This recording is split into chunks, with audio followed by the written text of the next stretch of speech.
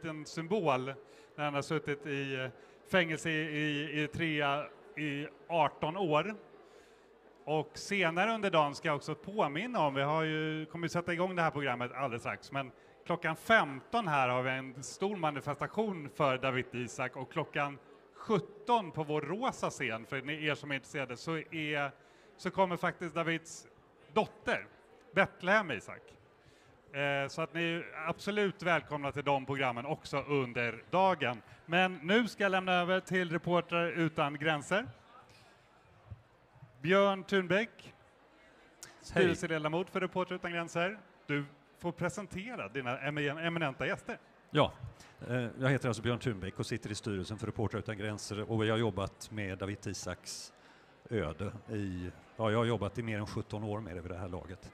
Och vi har 2 gäster här som kan ge inblick i det hela på det sättet att vi kommer byta till engelska strax. Men Berhane var chefredaktör för den tidning som Dawit arbetade för och grundade den. Yirgalem Fisseha är i Sverige för första gången. Hon är poet, radioproducent och fängslades själv under 6 år utan att veta varför, utan att bli dömd och svårt misshandlad. But we'll do this in English because that will save a lot of time. So, you're most welcome here. If I start with you, Yirgalem, you've never been to Sweden before, but you have perhaps an insight into how Dawit might be today. Can you tell us a bit about your background, please?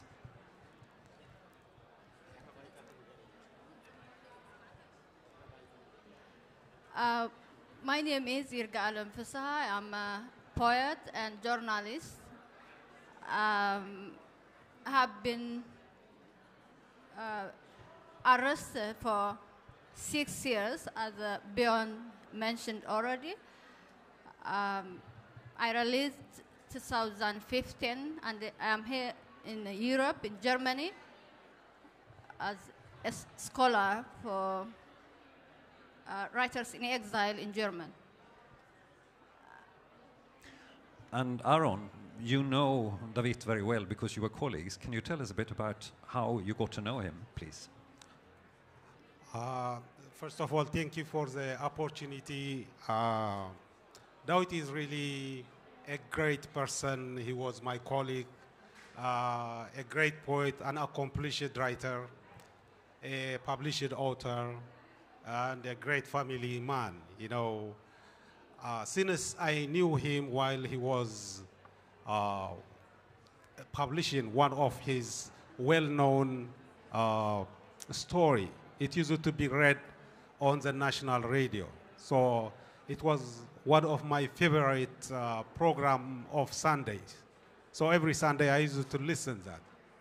So when we decided to expand our staff and hire very talented writers, so I decided with my 2 colleagues to recruit Dawit and other well-known writers. So once we invited him, he changed everything we were doing in that newspaper, because as a result of his contribution and the contribution of others, our circulation started to grow very fast, and the way, the experience, the stuff that he experienced, you know, in Sweden and other parts of the world, he was able to incorporate in our day-to-day activities. So as a result of his contribution, he managed to contribute a lot. And the other thing that I really like about Dawit is also his personality. He's very friendly. He always greets people when he comes to the office or when he go out, does the same thing. He always grabs gifts for his kids, and he is eager to help his colleagues, you know. He's one of the fastest typists in our office. So at that time, most of the journalists, they used to write their stories on handwriting. So somebody has to type it on the computer.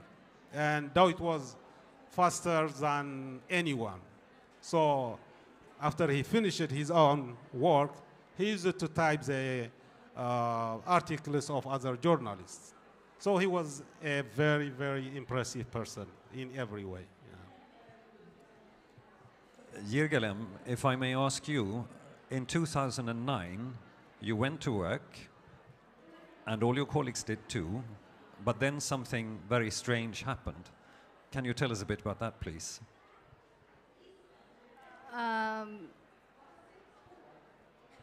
First,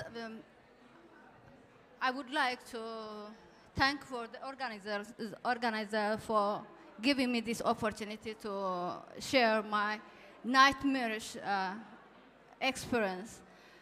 I was taken from my office, as everyone does, and they took us to military camp, the whole office, and some of us, they kept us for 4 years, and then 6 of us for 6 years, and we stayed there. It was very horrible to stay there.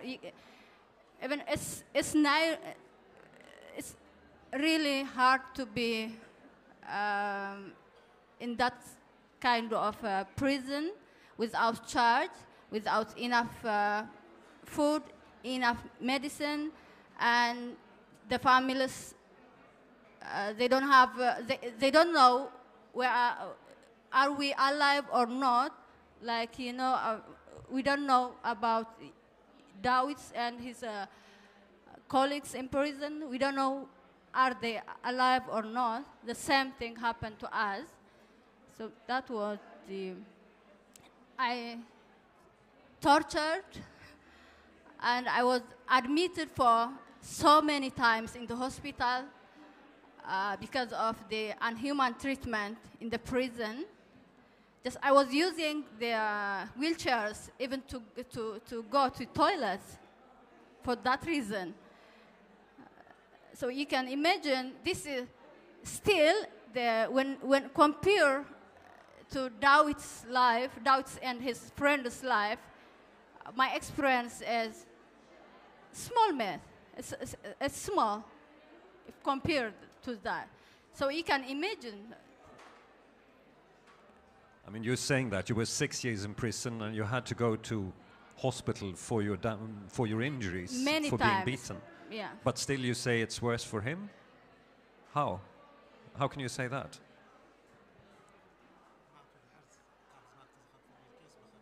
You know,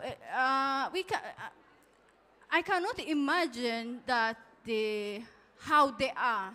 It's, the number one is our guards, they allow to visit their families. So information about us, about me and my friends can link to the society.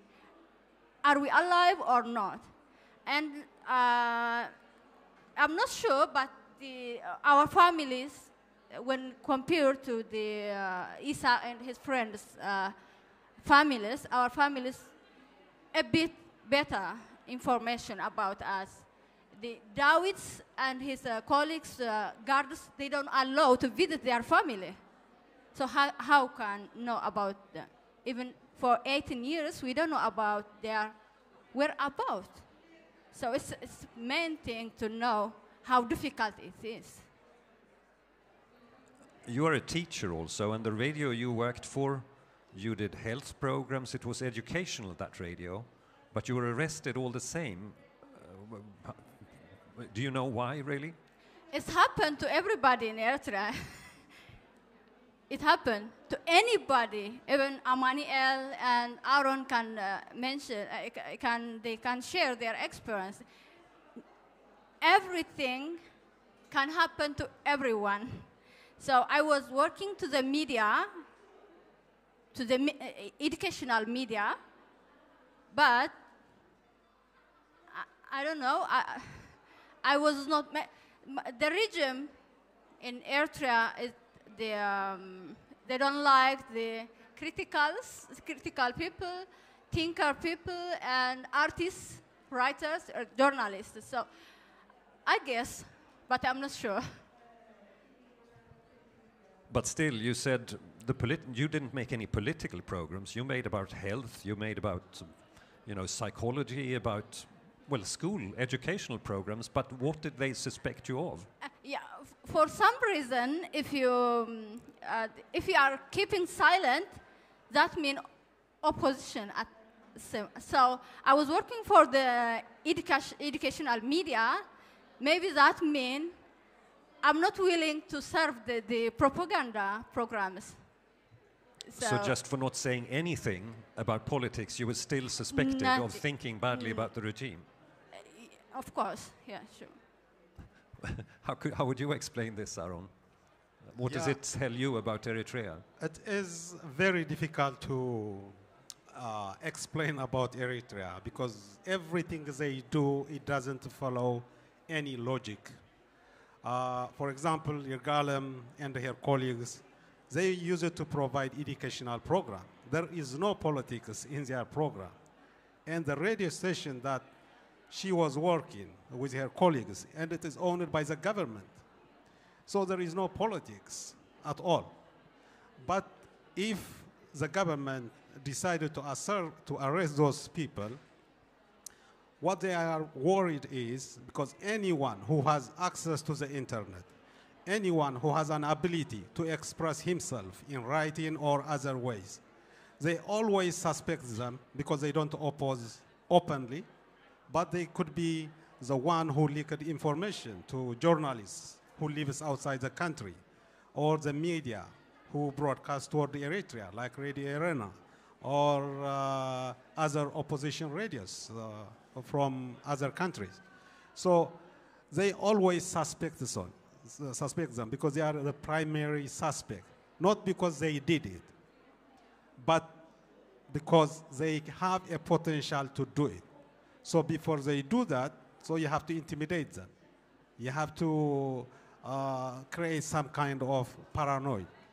So everything they do in Eritrea, it doesn't follow the basic logic. People, they don't get arrested because they committed any crime. They simply get arrested. Even Dawit, all those my colleagues who are arrested, we didn't violate any law at all. If they did, the government had been filing, what you call a case against them. But until this moment, no file is charged against them. And the reason is clear, because they did nothing wrong. So that is what is happening in the country, yeah. Yirgalem, you were in the group at the ministry, or you were seen by the Minister for Information as sort of his prisoners. So when he defected, you were eventually released after 6 years, 6 really brutal years. You're here now. Dawit, and together with him, several colleagues who were arrested at the same time. Sehai, whose niece in Stockholm is fighting for him. There are 2 others that we know or we believe to be alive still. But you were released. What do you think of the prospects of something happening to those journalists who are still there? Dawit, another Dawit, Emmanuel Asrat, the ones that we believe to be alive still, or that we know to be alive still. What do you think will happen to them? When will they be released?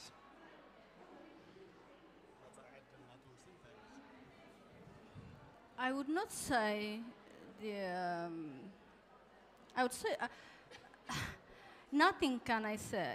I can say nothing because till the regime is alive, I would not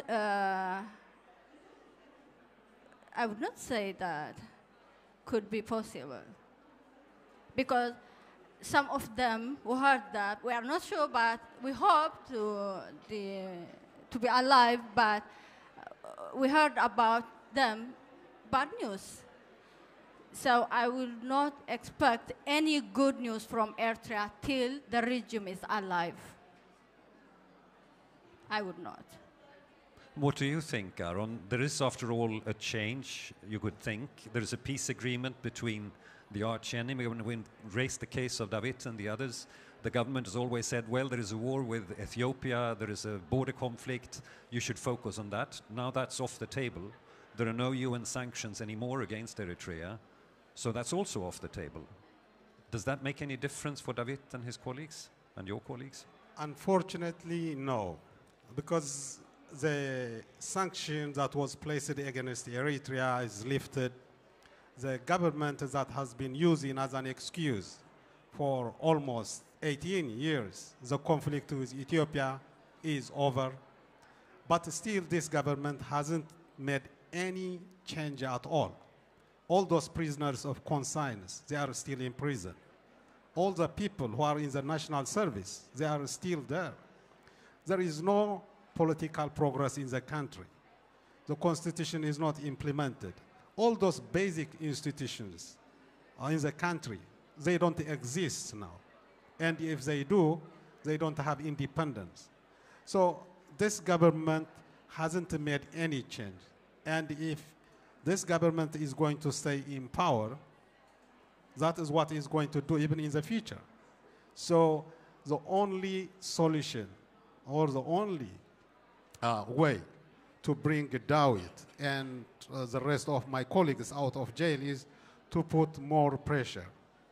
Not soft politics or silent diplomacy or those stuff, because that hasn't really worked and it has been tried already. So we have to find other way to put more pressure against this government in order to release or improve the way he governs the country. But that is really without hope in a way, the picture you're picking. I mean, is there no hope? The Yirgalem mentioned a good point. She said it is very hard to hope as long as this government is in power. Because this government, or this Eritrean government, it is a military state. And a government run by a military, it doesn't have other mentalities. So if they started to show some kind of improvements, then definitely they have to answer all those questions. All those journalists who died in prison, they have to have an answer. The people who ended up in jail, definitely they have to have an answer. So because of that, it is very hard to see that hope coming. Finally, Yirgalem, briefly, what do you think goes through Dawit's mind every day in prison? You've been in prison for 6 years. What do you think, what does he do in an ordinary day? What does he think in an ordinary day?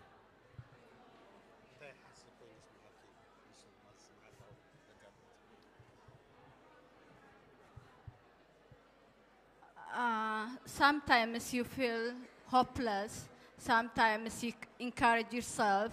Sometimes you bring the family's photos in your mind and try to be strong sometimes. And sometimes you want to suicide. So everything happens in prison. Everything, every bad things, bad ideas comes to your mind in prison. For 18 years, I cannot imagine. I cannot imagine. Everything, every bad things come to your mind. But you did survive.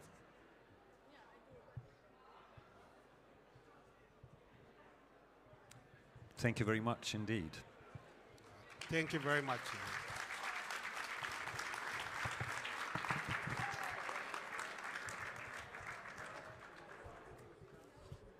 Stort tack för denna känslomässiga seminarium.